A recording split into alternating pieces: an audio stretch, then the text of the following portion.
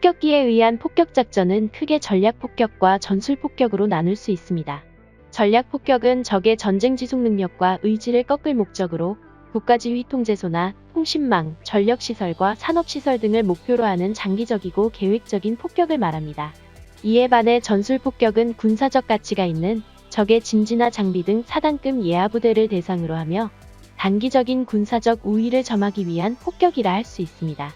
걸프전쟁에서 전략폭격기인 B-52는 68기가 투입되었습니다. B-52는 엄청난 폭장량과 긴 항속거리를 가지고 있었기 때문에 적의 전략적 목표를 타격하기에 적합한 폭격기였으며 실제로 B-52는 전쟁 기간 중 72,000발의 폭탄을 투하해 전체 다국 적군 투하량의 30%를 차지했습니다. 하지만 B-52는 이라크에 대한 전략 폭격보다는 이라크 지상군에 대한 전술 폭격이 더 많았습니다. 전술 목표에 대한 공격은 1170여 회였는데 반해 전략 목표에 대한 공격은 300여 회에 불과했던 것입니다. 이렇게 B-52가 전술 폭격 임무에 주로 투입된 이유는 먼저 이라크군의 조밀한 대공함망 때문이었습니다. 이라크군은 본토 방공을 위해 대공포와 지대공 미사일을 조합한 방공진지를 구축하고 있었는데 그 규모를 살펴보면 고정형 대공포 2400문, 이동형 대공포 6100문, 레이더 유도 지대공 미사일 3600기, 적외선 유도 지대공 미사일 7400기였습니다. 이 중 이라크의 수도인 바그다드를 지키기 위한 미사일 중대는 58개였으며 대공포도 1200문이 넘었습니다. 이렇게 조밀한 방공망에 기체가 무겁고 속도가 느린 B-52를 투입시키기엔 부담이 많았던 것입니다. 또 다른 이유는 이때까지만 해도 B-52의 정밀 공격 능력이 많이 부족했었습니다. B-52가 바그다드의 목표물을 공격한다고 해도 폭탄의 명중률이 낮았고 위력 또한 견고하게 방어된 목표물을 파괴하기 어려웠습니다. 그리고 주변의 민간인 건물에 대한 피해도 우려되었기 때문에 B-52는 주로 전술 폭격에 집중하게 됩니다. 미 공군은 B-52를 대체할 전략 폭격기로 최신형 스텔스 전폭기 F-117을 투입하기로 합니다. 적의 레이더에 탐지되지 않는 F-117은 이라크군의 방공망을 뚫고 바그다드까지 침투할 수 있으며 정밀하게 유도되는 벙커버스터는 적의 전략 목표를 정확하게 타격할 수 있기 때문입니다. F-117의 전략 목표는 크게 전쟁을 지휘하는 국가지도부, 지휘통신망, 그리고 화생방 시설로 나눌 수 있습니다.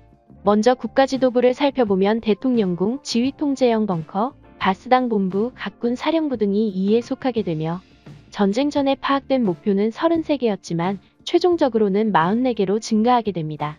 다국 적군은 국가지도부에 대해 총 203회의 공격을 실시했는데 그중 F-117이 124회의 공격을 담당했습니다.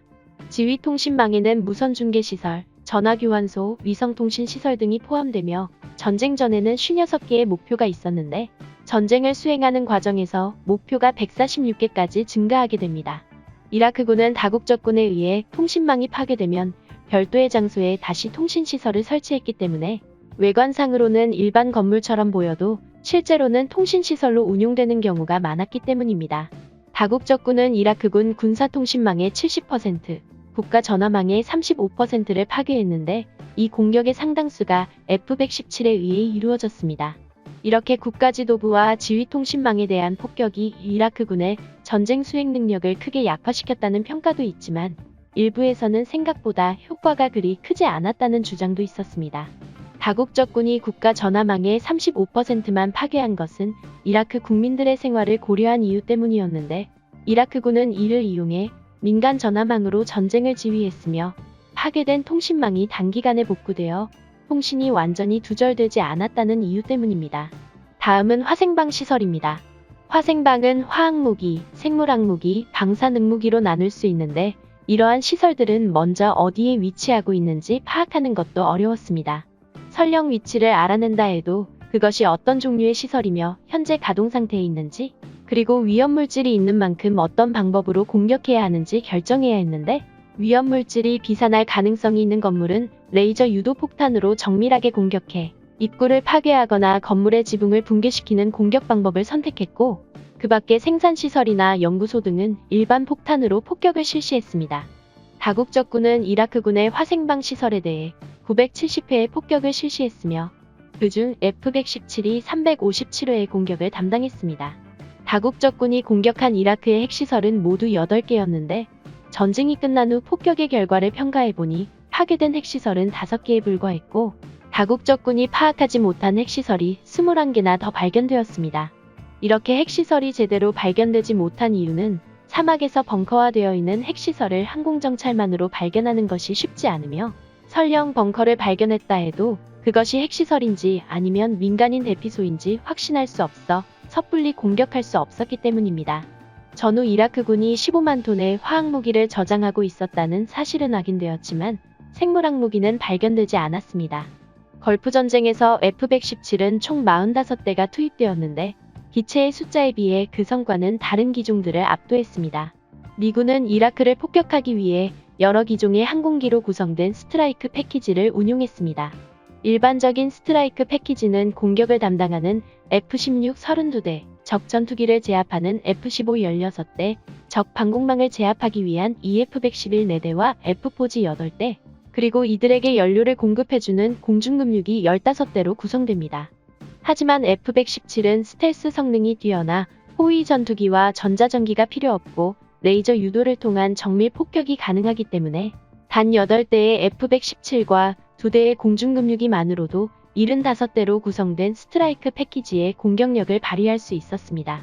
이라크의 핵시설 폭격 당시 75대로 구성된 스트라이크 패키지가 투입되었지만 F-16 2대가 피격되어 공격에 실패한 경우가 있었는데 8대의 F-117이 다시 공격에 나서 핵시설을 완전히 파괴하였다는 일화가 있습니다. 1991년 1월 16일 사우디아라비아의 카미스 무시아이트 공군기지에서 F-117 30대가 일제히 날아올랐습니다. 그중 10대의 F-117은 이라크의 수도 바그다드로 향했는데 그곳까지의 거리는 1600km가 넘었기 때문에 중간에 공중급유기의 급유를 받았으며 기도 빈익을 유지하기 위해 무전기를 끈 상태에서 비행했습니다. F-117이 드디어 바그다드 상공에 도착했지만 550기의 지대공 미사일과 1200문이 넘는 대공화기는 어떠한 공격도 실시하지 않았습니다. F-117의 첫 번째 목표는 12층 건물인 국제전신전화국 빌딩이었습니다. 1번기가 목표물에 레이저빔을 발사한 후 콘크리트를 관통할 수 있는 GBU-27 철갑폭탄을 투하하자 건물 옥상에 명중하여 커다란 구멍이 뚫리게 됩니다. 이어 날아온 2번기는 1번기가 만들어낸 구멍 안에 다시 폭탄을 명중시켜 전신전화국은 그 기능을 완전히 상실하게 됩니다.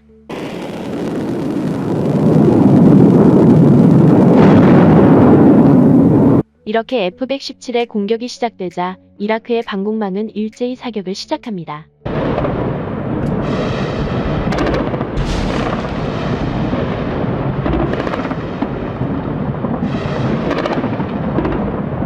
하지만 그들은 F-117이 어디에 있는지도 모르고 그냥 공중으로 대공포를 쏘아댔습니다. 이날 F-117은 이라크의 대통령궁, 공군사령부, 비밀경찰사령부 등 정부의 주요 건물들을 폭격한 후 기지로 돌아왔습니다. 걸프전쟁 기간 중 45대의 F-117은 다국적군의 항공기 출격 횟수에서 총 2%를 차지했지만 전체 전략 목표의 40%를 파괴하는 성과를 올렸고 이라크군의 지대공 미사일이나 대공포에 격추된 F-117은 단 한 대도 없었습니다.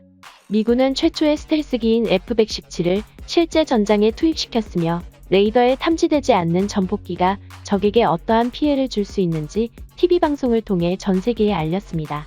이상으로 F-117 나이트 호크였습니다. 안녕하세요. 무기박물관에서 채널 멤버십을 운영합니다. 무기박물관의 멤버가 되시면 아직 공개되지 않은 다수의 미공개 영상을 먼저 시청하실 수 있습니다. 여러분들의 많은 참여 부탁드립니다.